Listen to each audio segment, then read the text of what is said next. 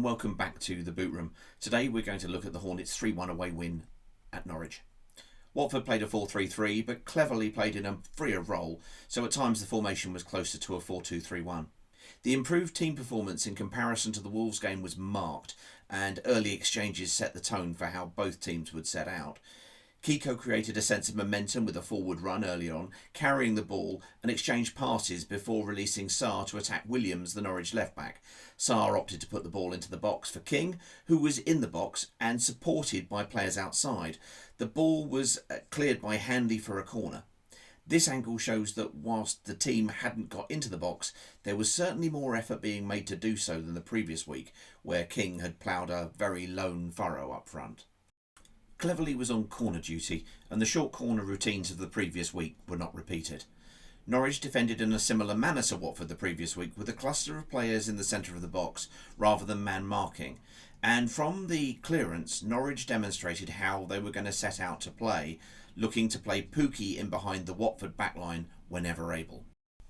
The Norwich forwards afforded Watford far too much space to play the ball out from the back, and cleverly would often appear as an extra man to help the ball to be manoeuvred, in this case to Kiko, who tries but fails to get Sarr in behind the Norwich left-back. Watford played much further up the pitch than the previous performance, and looked to make penetrative runs in behind the defence. In this case, the right to left ball from Okong is used to switch the play, and Dennis gets a shot away that results in a further Watford corner. The directness was echoed from Foster, whose contribution tends to be over long distances in terms of distribution. In this case, the ball is cleared, and the Norwich's outball option is started to be used.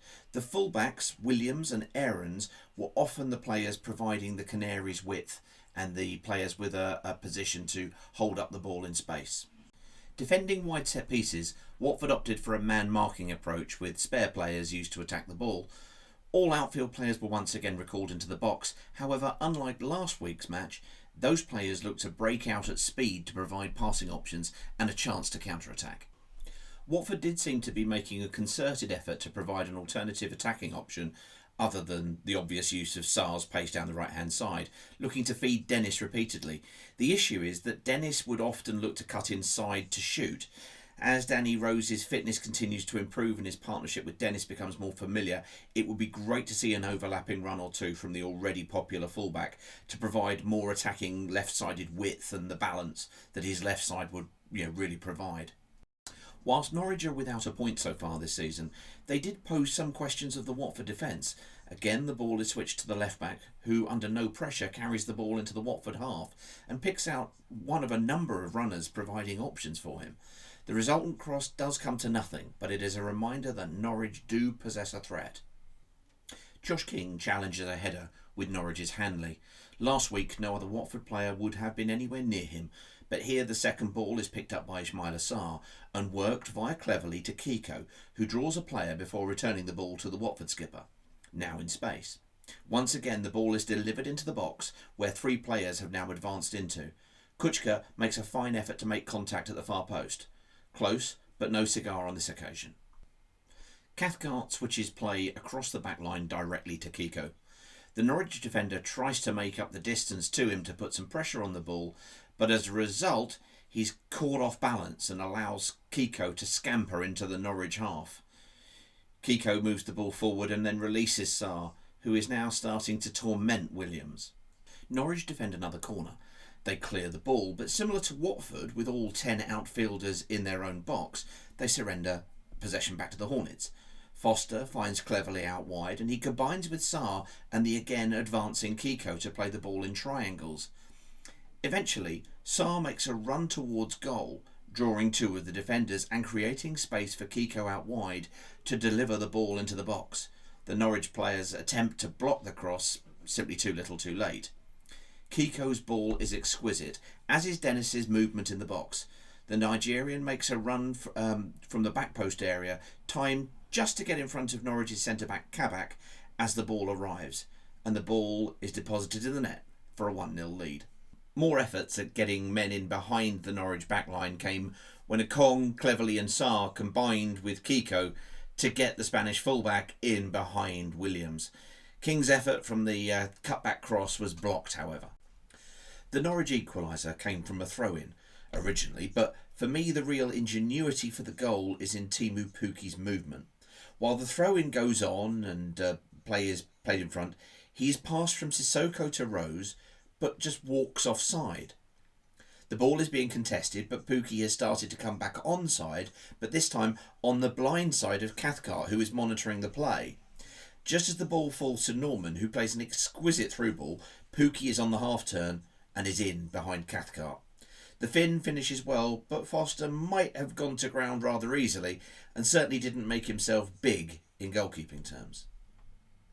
Before the break, Watford were nearly back in front when Rose played a sublime pass through to Sarr, who had his effort pushed wide by Krul in the Norwich goal. Watford did get back in front when the ball was played out to Ngakia, who would come on for Femenia. The full-back advanced into the Norwich half unopposed. King used a burst of pace to run in behind the left-back area and receive the ball near the byline before cutting the ball back for Sarr, who timed his run to burst in front of Hanley just as the ball arrived and finished into the bottom left corner past Krul. The combination of high energy and pressing followed by swift counter-attacking continued. Cleverly won the ball and played it to King, who laid the ball wide for Sarr to carry the ball forward before crossing to the far post, where Dennis nearly got on the end for what would have been an easy chance. One that got away, but the game plan was working. Norwich were not giving up and pushed for an equaliser. Similarly, Norwich also exploited the space in behind the fullbacks to create this chance, but Foster was equal to it and pushed it wide. Not a bad save, bearing in mind his vision was blocked till very late. Foster also saved the day when a lack of communication between Troost-Ekong and Cathcart saw Norwich unexpectedly in on goal. The keeper was quick out to smother the ball, however, and got a clout from the on-running forward. The final goal came from another direct ball from Foster. Contested by Sema, who would come on for Dennis, the ball was mishit by a Norwich player and seized on by Cleverly, who played King in for what would have been a deserved goal for his performance, but Krul made a good save and the ball fell for Sarr to tuck home for Watford's third and his own second goal of the game. VAR overruled an erroneous linesman's flag and joy erupted in the away end once more. Summary.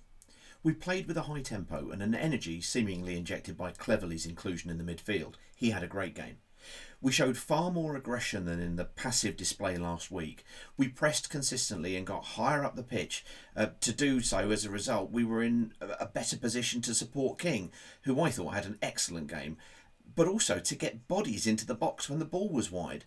This, coupled with an intent to actually put the ball into the box, saw us grab control of the game not once but twice. We mixed our game up between direct play and keeping possession of the ball, and at set pieces, removing the ineffective zonal operation that caused confusion last week, along with the rage-inducing short corners, also helped the performance move in the right direction.